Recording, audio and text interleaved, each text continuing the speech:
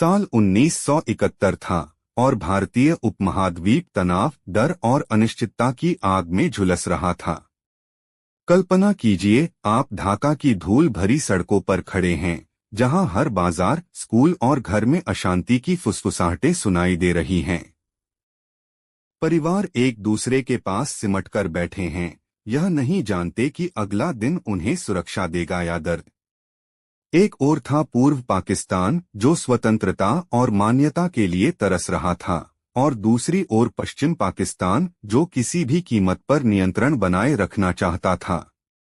इस बीच भारत ने भी सतर्क नजर बनाई थी, क्योंकि उसके निर्णय लाखों लोगों के जीवन का भार लिए हुए थे। लेकिन असली संघर्ष की आग भड़कने का कारण क्या था? राजनीति, अहंकार या न्याय की पुकार? हमारे साथ बने रहें, क्योंकि हम उन घटनाओं का खुलासा करेंगे जिन्होंने इतिहास को हमेशा के लिए बदल दिया। और हाँ, वीडियो को लाइक करें और हमारे चैनल को सब्सक्राइब करना न भूलें, ताकि आप और भी दिलचस्प और प्रेरक कहानियों को मिस न करें। संघर्ष की जड़ें गहरी थीं। पूर्व पाकिस्तान में बांग्ला आबादी खुद को हाशिए पर महसूस कर रही थी। भले ही वे बहुमत में थे, लेकिन उनकी राजनीतिक आवाज पश्चिम पाकिस्तान की सरकार में दब गई थी। आर्थिक असमानताएं चौंकाने वाली थीं। पूर्व पाकिस्तान देश की बड़ी आय का स्रोत था, लेकिन बुनियादी ढांचा, निवेश और अवसर पूरी तरह पश्चिम के पक्ष में थे। सालों तक चले विरोध और राजनीतिक आंदोलनों का जवाब अक्सर क्रूरता था।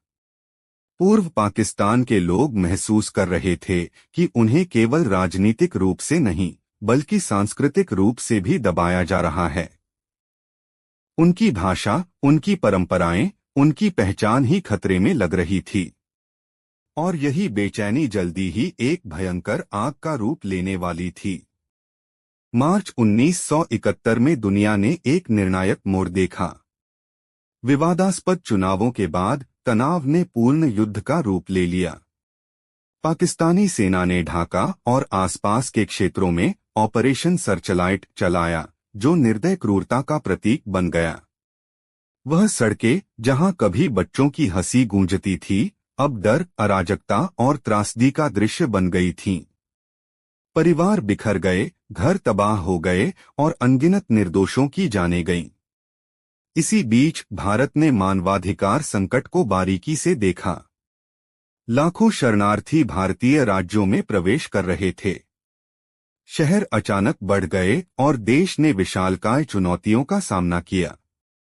फिर भी भारतीय जनता ने असाधारण एकजुटता दिखाई। हर क्षेत्र के स्वयंसेवक आगे आए और भोजन, आश्रय और चिकित्सा सहायता प्रदान की। भारत की राजनीतिक और सैन्य नेतृत्व ने कठिन निर्णय लिए। युद्ध अब केवल संभावना नहीं था, बल्कि अनिवार्यता बन गया था। नवंबर 1971 तक तनाव ने चरम सीमा को छू लिया। भारत ने आधिकारिक रूप से युद्ध में प्रवेश किया, पूर्वी पाकिस्तान की मुक्ति सेना का समर्थन करते हुए। युद्ध तीव्र, संक्षिप्त और निर्णायक था। भारतीय सेना और मुक्ति बाहिनी के सेनानियों ने पूर्वी मोर्चे पर संयुक्त कार्रवाई की। शहर, गांव और सैन्य चौकियां युद्ध क्षेत्र बन गए। सैनिकों को न केवल दुश्मन की गोलीबारी, बल्कि कठिन भौगोलिक परिस्थितियों और थकान का सामना करना पड़ा। फिर भी उनकी निष्ठा अडिग रही। इस युद्ध में जो सबसे प्रभावशाली बात रही, वह थी एकता। विभिन्न पृष्ठभूमियों के सैनिक एक साथ लड़े, व्यक्तिगत लाभ की बजाय देशभक्ति और न्याय की भावना से प्रेरित। आम नागरिक भी नायक बन गए। उन्होंने खुफिया जानकारी दी, शरण दी और युद्ध में मदद की। दुश्मनों की तरफ से भी कभी कभी मानवता की झलक मिली, कई बार जानें बर्बाद करने के बजाय बचाई गईं। अध्याय का अंत ढाका के पतन पर होता है, 16 दिसंबर 1971 को, जो मुक्ति सेना और भारत की निर्णायक जीत का प्रतीक बनता है।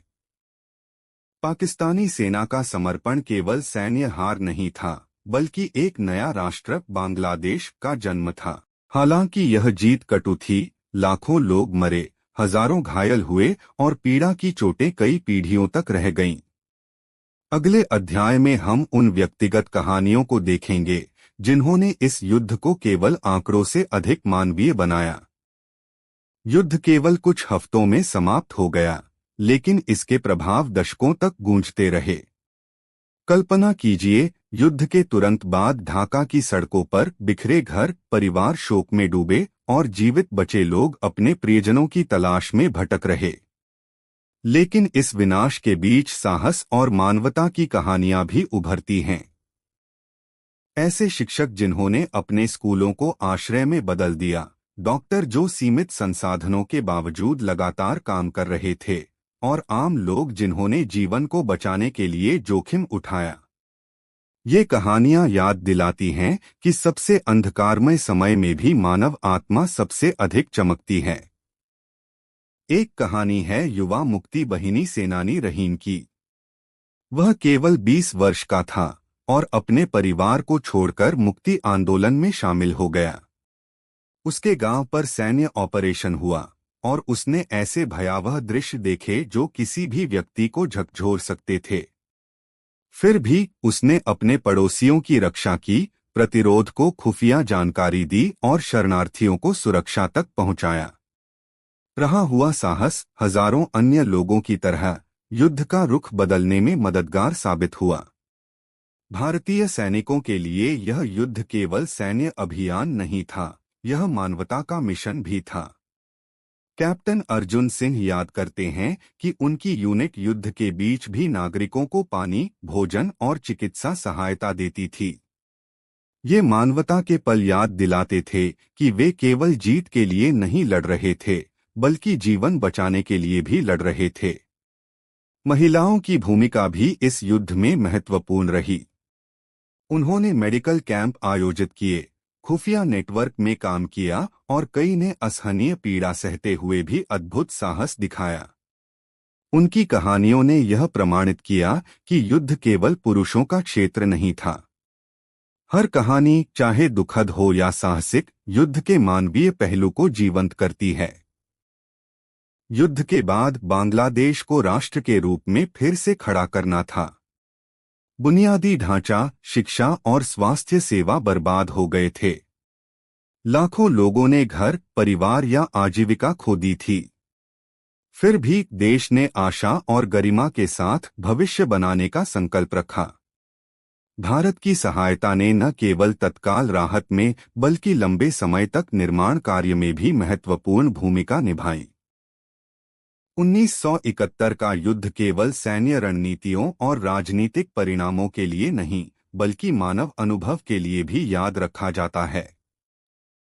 युद्ध से प्रभावित बच्चों, सैनिकों और आम नागरिकों की कहानियां इस तथ्य को प्रमाणित करती हैं कि हर आंकड़े के पीछे एक जीवन, एक सपना और साहस की परीक्षा होती है। आज दशकों बाद स्मारक, संग्रहालय और जीवित कहानियां सुनिश्चित करते हैं कि 1971 के बलिदानों को कभी भुलाया न जाए। युवा पीढ़ियां केवल राजनीतिक निर्णयों को नहीं सीखती, बल्कि साहस, सहानुभूति और मानवीय क्षमता को भी समझती हैं। इस युद्ध ने यह सिखाया कि अंधकार में भी साहस और मानवता की किरणें चमक सकती हैं। यदि आप इन कहानियों की गहराई को महसूस कर चुके हैं, तो कल्पना कीजिए कि कितनी अनकही कहानियां अभी भी जीवित हैं। युद्ध ने चोटें दी, लेकिन साथ ही पहचान, गर्व और उद्देश्य की भावना भी बनाई। यदि आपने इस वीडियो को देखकर प्रेरणा पाई है, तो कृपया इसे लाइक करें और हमारे चैनल को सब्सक्राइब करें।